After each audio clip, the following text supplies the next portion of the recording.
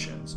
We have had a mind programming exercise called the War on Drugs for the last 40 years, which has been designed to create an internal enemy in our societies and convince people that there are these evil, wicked groups who are doing these terrible, sinful things, smoking these drugs and doing this and that. And there's a very dark image has been created around it, and people get very upset irrationally about this whole issue.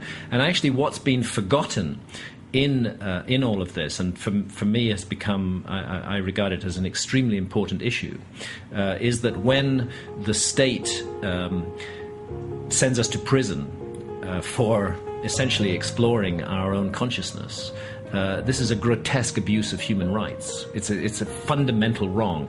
If I, as an adult, am not, sovereign over my own consciousness, then I'm absolutely not sovereign over anything.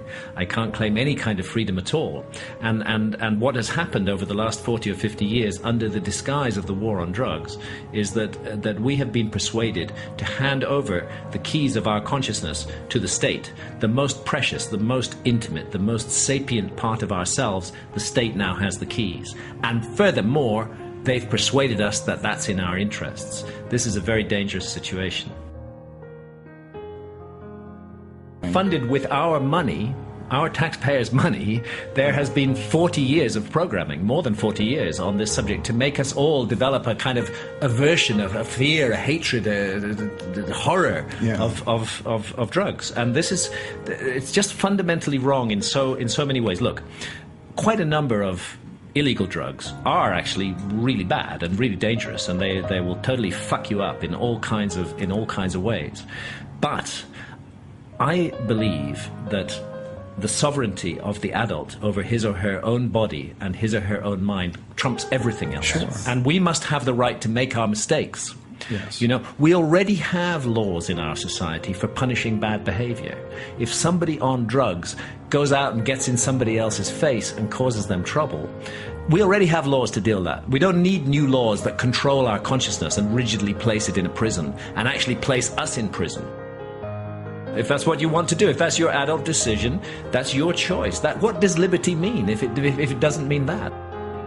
It's led to the creation of huge armed bureaucracies who have the right to break into our homes, smash down our doors, humiliate us in every possible way, ruin our lives with criminal records, and all because what? We're smoking some natural herb, which affects our own consciousness in some way. So again, I say, if we get into the faces of others, the state may have a role to play, and it does, and it already has elaborate rules for dealing with that. But for the state to have transgressed the consciousness of free sovereign adults is a grotesque abuse of human rights. And it doesn't work. This is the other thing. If the state could turn around and say, the war on drugs has worked, we have reduced the consumption of this, that, it's not true. They haven't reduced the consumption of any drugs. The consumption of all illegal drugs has gone up. If the state was really interested in helping us, this is how the war on drugs is presented. We're concerned about your health, so we're going to send you to prison.